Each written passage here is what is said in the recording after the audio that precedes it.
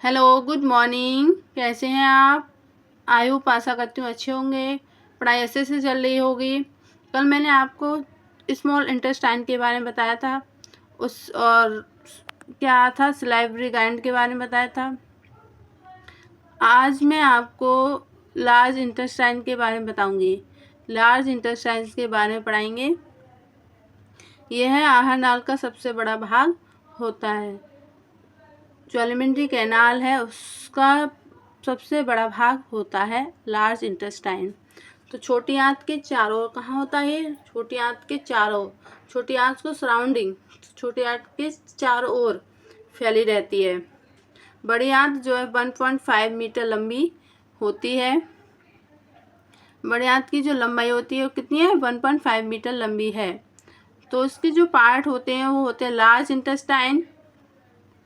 Part of large intestine की जो part है वो क्या होता है? सीकम होता है, ascending colon, transverse colon, descending colon, sigmoid colon, rectum, anal canal. Anal canal तो जो हैं इनके जो पार्ट है लार्ज इंटेस्टाइन के 7 पार्ट है। तो 7 पार्ट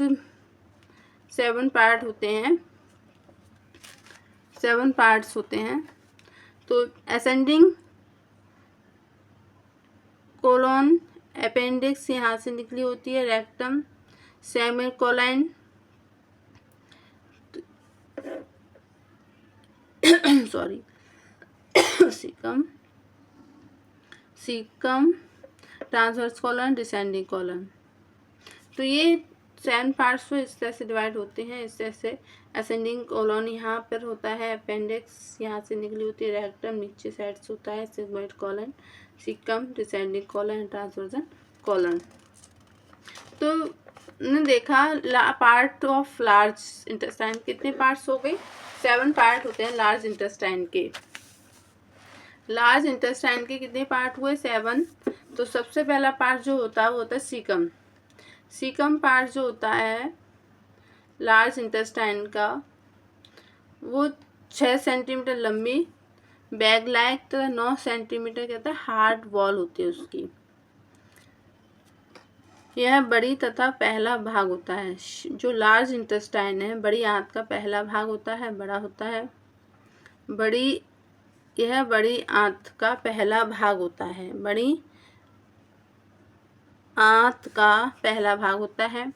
यह बड़ी आंत छोटी आंत से हीलियम द्वारा जुड़ी होती है। तो ये इस तरह से देख रहे हैं आप, टॉनिस कॉइल्स होती हैं, इलियम, यहाँ पे इलियम हो गया। यहाँ से जो टेक्निकल वर्मी फॉर्म अपेंडिक्स कहते हैं, सीकम यहाँ हो गया। अपेंडिक्स जो होता है वो सीकम के ठीक पीछे स्थित होता है। अपेंडिक्स एक अवशोषी अंग है। तो अपेंडिक्स क्या है? एक अवशेषी अंग होता है। सीकम जो है, सीकम में अपेंडाइसाइटिस रोग हो जाता है।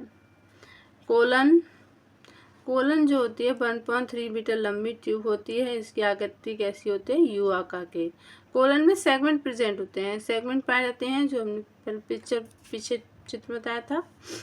तो असेंडिंग सेगमेंट 1.5 सेंटीमीटर लॉन्ग होते हैं। ट्रांसवर्जन जो सेगमेंट होते हैं, ट्रांसवर्जन सेगमेंट होते हैं वो 50 सेंटीमीटर लॉन्ग होते हैं। डिसेंडिंग सेगमेंट देखें तो 25 सेंटीमीटर लॉन्ग होते हैं। सिग्मोइड सेगमेंट देखें तो 40 सेंटीमीटर लॉन्ग होते हैं। तो असेंडिंग सेगमेंट जो होते हैं, असेंडिंग सेगमेंट कोलन जो कि सीकम से शुरू होकर पेट के ऊपर की साइड की ओर जाती हैं। ट्रांसवर्जन सीकम देखेंगे, इस सेगमेंट देखें। ट्रांसवर्जन सेगमेंट में क्या होता है? ये पेट को सीधे से उल्टी साइड में क्रॉस करते हैं। डिसेंडिंग सेगमेंट में क्या होता है? ये पेट को उल्टी तरफ होते हैं। ये कहाँ होते हैं? डिसेंडिंग सेगमेंट पेट की उल्टी साइड की तरफ होते हैं। ये जो है छोटी छोटी थैलियाँ बैग के रूप में फैली होती हैं। इनकी वॉल पर टॉनिकोलाई पाई जाती हैं। रेक्टम जो कि सिग्मोइड बॉन्ड से जुड़ा होता है। रेक्टम किससे जुड़ा होता है? सिग्मोइड बॉन्ड, सिग्मोइड जो कॉलन होता है उससे जुड़ा होता है।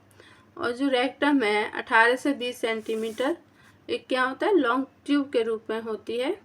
रेक्टम के अंदर क्या होता है? रेक्टम वाल्व होते हैं। जो रेक्टम वाल्व का कार्य क्या है? मल को रोक कर रखना और उसे बाहर निकालने में मदद करता है। एनस में क्या एक एनल कैनाल प्रेजेंट होती है। तो एनल कैनाल 2.5 से 3 सेंटीमीटर लॉन्ग पार्ट को हम क्या कह रहे हैं? एनल कैनाल कह रहे हैं। 2.5 से 3 सेंटीमीटर लॉन्ग पार्ट को एनल कैनाल कहते हैं। एनल कैनाल पर आउटसाइड पर स्कर्टर मसल्स पाई जाती हैं। और एनल कैनाल में इनवॉल्यूंटरी तथा वॉलंटरी मसल्स जो कि क्या करती हैं? मल त्याग की प्रोसेस को करवाती हैं। मल को पास आउट करने के लिए इनवॉलंटरी तथा वॉलंटरी मसल्स क्या होती हैं? हेल्प करती हैं। मल को पास आउट करने के लिए, मल का त्याग करने के लिए इनवॉलंटरी तथा वॉलंटरी मसल्स जो होती हैं काफ़ी हेल्पफुल होती हैं। तो इनका जो फंक्शन होता है बड़ी आंत का, यह विटामिन तथा खनिज पदार्थों को ग्रहण करती है तथा मल त्याग और रोकने में सहायक होती है। तो मल त्याग तथा रोकने में सहायक होती है। तो आई होप अच्छा लगा हो आपको कौन chapter. Thank you for watching. धन्यवाद।